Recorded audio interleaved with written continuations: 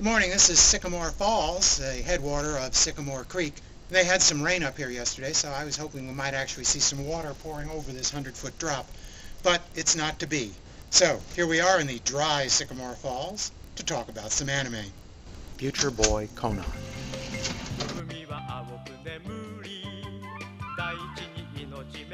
Future Boy Conan is a 1978 TV anime series.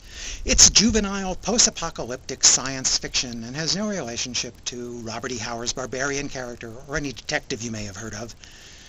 It's notable for being esteemed director Hayao Miyazaki's debut as a TV series head director.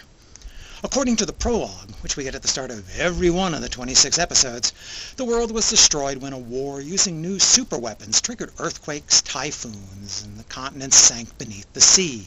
The world pretty much ended.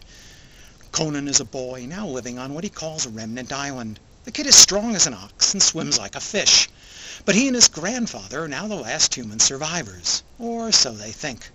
They spend their time doing guy things like fishing, swimming, and putting off home repair projects. Then a girl, Lana, washes up on the beach, and that's the end of the quiet life. She's the first female that Conan has ever met, so of course it's love at first sight when he offers her some fresh sushi. It turns out that Conan and Grandpa aren't the last humans. Lana is from High Harbor, a settlement of mostly peaceful farmers on an island. But she was kidnapped by some nasty folks from a place called Industria because her missing grandfather, Briac Rowe, knows the secret to a pre-war solar energy program, and he won't share that knowledge with Industria. He's afraid of what they'll do with it. Lana escaped her captors by jumping overboard. Well, can trouble be far behind?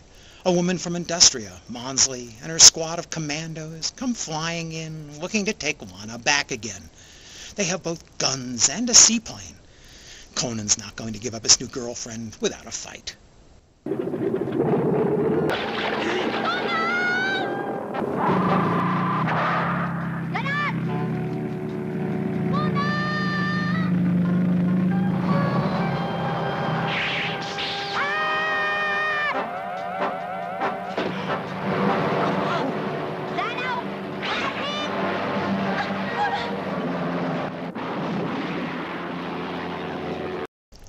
This sets up a lengthy 26-episode story. Lana becomes a prisoner of Repka, the nasty head of Industria. A council of scientists think that they run the place, but Repka does whatever he wants behind their back, with Monsky and her soldiers to back him up. You know how distracted scientists are, they don't even notice they're not in charge. Industria is a bit like Fritz Lang's Metropolis, a tall triangular tower where the first-class citizens live up at the top, and the third-class slaves toil below ground. Repka has his own plans for reviving the old technology, and they aren't benevolent.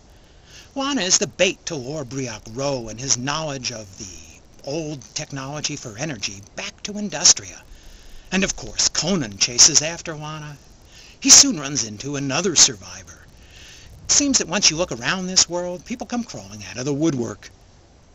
Jimsy is a boy much like Conan, but with a big appetite and a fascination with frogs. The two hitch a ride to Industria on a cargo ship owned by Captain Dice. Dice is one of those guys who works for whoever paid him the most or pointed the biggest gun to his head last, and he switches allegiance a lot. In fact, it was his cargo ship that Lana jumped overboard from before washing ashore on Remnant Island. Conan is definitely a cartoon character. He's super strong, agile, fast, indestructible, and resourceful. He does 6 impossible things before breakfast. He's going to rescue Lana and take her back to High Harbor, where they'll all have a good time farming for a bit. High Harbor has its own local bad boy, Orlo, a greedy SOB. But one girl in Orlo's gangs of juvenile delinquents, Tara, catches Jimsy's eye, and more young love is in the air. The mysterious Dr. Rowe will eventually resurface as well. And then Industria comes to conquer High Harbor. The world moves to the brink of another disaster, and things get really complicated. Future Boy Conan is a bright children's adventure story with a wide new world to explore. It has a lot of action and a sense of humor, and it's never dull. There are amazing escapes, daring rescues, and quite a few cartoonish fights. Despite a lot of bullets flying around, Industria's troops have the aim of Imperial stormtroopers, which isn't to say no one gets killed, but it's rare. The series even makes time for some quiet moments when people meet new friends along their journey or just settle down to living.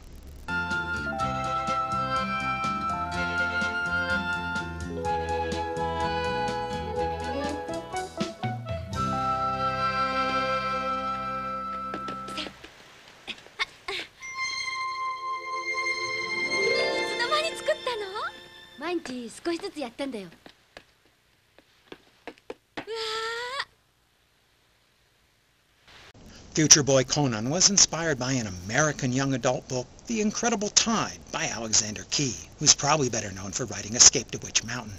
The book is out of print.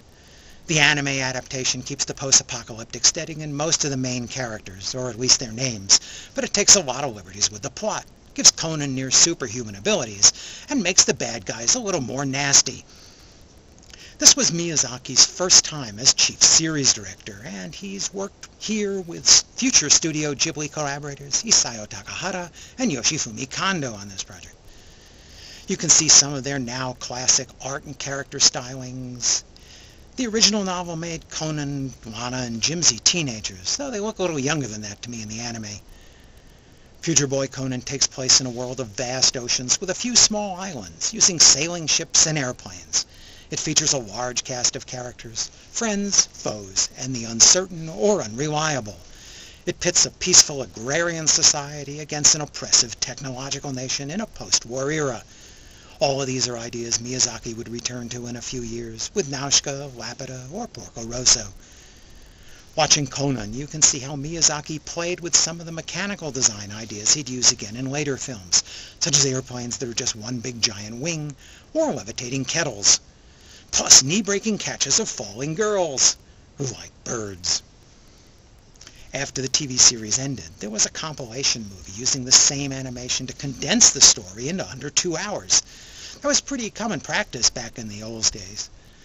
It removed all the adventures in and around High Harbor, as well as travel back and forth in order to shorten the story. The compilation also had a different music soundtrack. I didn't find this shortened story nearly as much fun.